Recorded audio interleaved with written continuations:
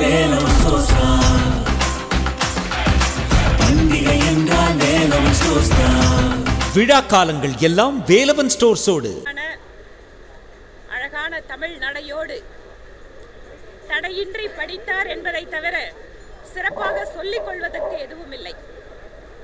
நிறைய திட்டங்களில் அறிவிப்புகள் எல்லாமே மத்திய அரசு திட்டங்களுடைய அறிவிப்புகளை ஒட்டி அதற்கு இன்னொரு பெயர் கொடுத்து அறிவித்த திட்டமாகத்தான் இருக்கிறது.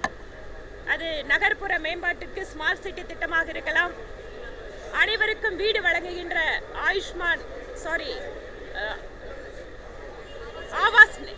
ஆவாஸ் யோஜனா என்பது கலைஞருடைய கனவு இல்லம் என்கின்ற பெயரிலே அறிமுகப்படுத்தி இருக்கிறார்கள்.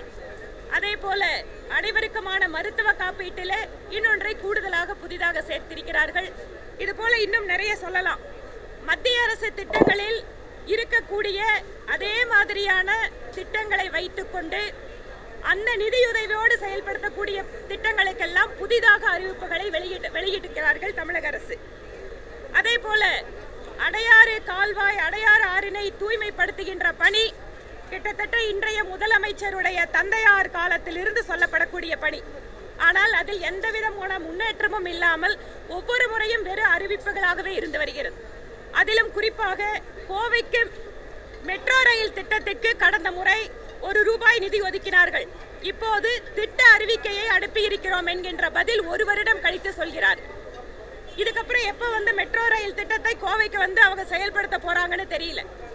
இது போல கோவையிலே விளாங்குறிச்சி பகுதியிலே ஏற்கனவே கட்டப்பட்டு வருகின்ற டைடல் பார்க்கை ஏதோ புதிதாக திறக்கப்படுகின்றது போல ஒரு அறிவிப்பு கொடுத்திருக்காங்க.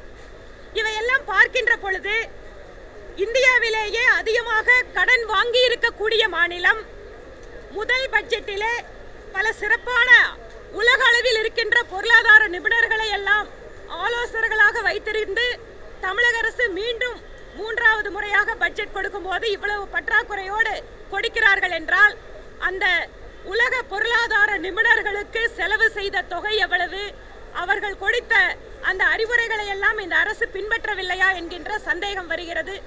இன்னும் விஸ்வகர்மா திட்டம் மத்திய அரசு செயல்படுத்திக் கொண்டு இருக்கக்கூடிய திட்டம். அதே மாதிரியான பயனாளிகள், அதே தொழில் செய்பவர்கள், அவர்களுக்கு நாங்க இன்னொரு பெயர்ல இந்த திட்டத்தை அறிமுகப்படுத்துறோம்னு சொல்றாங்க. எவையெல்லாம் ஏற்கனவே இருக்கின்ற திட்டங்களோ அதை சிறப்பாக செயல்படுத்துவதை விட்டுவிட்டு ஒன்றிய அரசு அறிவித்த திட்டத்தை நாங்க செயல்படுத்த மாட்டோம், அதுக்கு பதிலாக நாங்க ஒரு வேற பெயர் கொடுப்போம் அப்படிங்கிற அந்த ஒரு மத்திய அரசுக்கு எதிரான மனப்போக்கு தான் நிறைய இடங்கள்ல பார்க்க முடிகிறது. அது இல்லாம கடைசியில ஒன்றிய அரசு நிதியுதவி வழங்கல, ஜிஎஸ்டியில எங்களுக்கு இழப்பீடு நிறுத்துறாங்க அப்படின்னு சொல்றாங்க. ஜிஎஸ்டி இழப்பீடுங்கிறது ஏற்கனவே முடிவு செய்யப்பட்ட விஷயம். அதற்கு மாற்றாக மத்திய அரசு நீண்ட கால ஒரு கடன் தொகை உதவியை வழங்கி கொண்டிருக்கிறது எல்லா மாநிலத்துக்கும். அதையெல்லாம் வசதியாக மறந்துவிட்டு இந்த நிதிநிலை அறிக்கையிலே மத்திய அரசை குற்றம் சொல்வது போல சில விஷயங்களை சேர்த்து ஒரு அறிக்கையை கொடுத்திருக்கிறார்கள். புதிதாக சொல்வதற்கு எதுவும் இல்லை. நன்றி.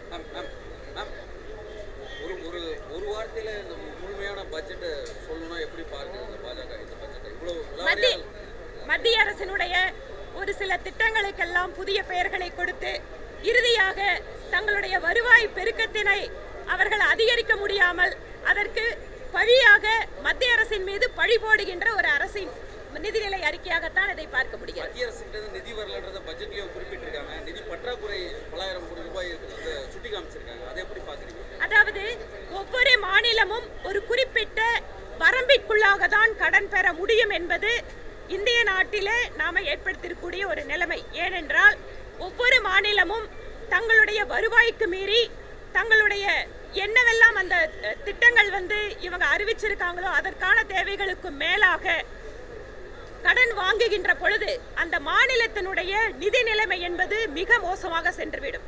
அது ஒட்டுமொத்தமாக நாட்டையும் பாதிக்கும் என்கின்ற காரணத்தால ஒவ்வொரு மாநிலமும் ஒரு குறிப்பிட்ட சதவிகிதம் தான் கடன் வாங்க முடியும் என்பதை மத்திய அரசு வச்சிருக்கு.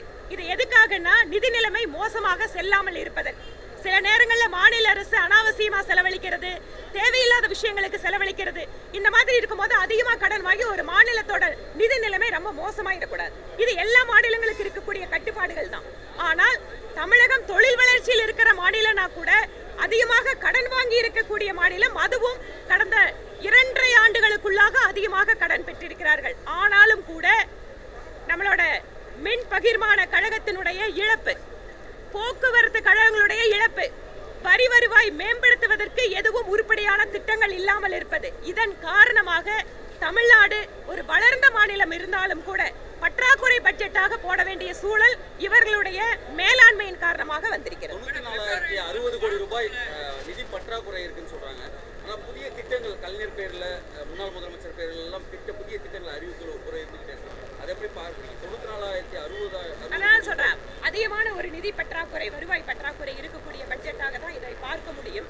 நான் முன்னாடியே சொன்ன மாதிரி நாங்க மற்ற சிங்கப்பூர் மாதிரியான நாடுகளோடு இணையான பொருளாதாரம்னு சொல்ற தமிழ்நாட்டிலோட நிதிநிலை அறிக்கை ஏமாற்றம் அளிப்பதாகத்தான் இருக்கிறது. குடிசைகள் இல்லா தமிழகம் உருவாக்கப்படும் சொல்றாங்க. அதே தான் பிரைம் மினிஸ்டரும் அங்க குடிசைகள் இல்லா வீடுகளை இந்தியா முழுவதும் உருவாக்குறாருன்னு சொல்றாங்க.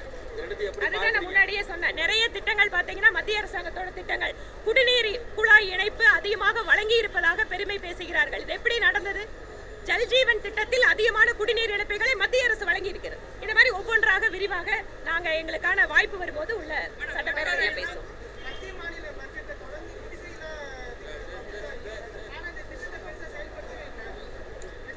ஆவாஸ் யோஜனா அப்படிங்கிறது அனைவருக்கும் வீடு திட்டம். தகுதி வாய்ந்த ஏழைகள் எத்தனை பேர் வீடு கட்டினாலும் அதற்கு உதவி செய்வதாக இப்போ இல்ல, 2019ஆம் வருடமே மத்திய அரசு அறிவித்தது. ஆனால் மாநில அரசினுடைய பங்களிப்போடு தான் அந்த திட்டத்தை நிறைவேற்ற முடியும்.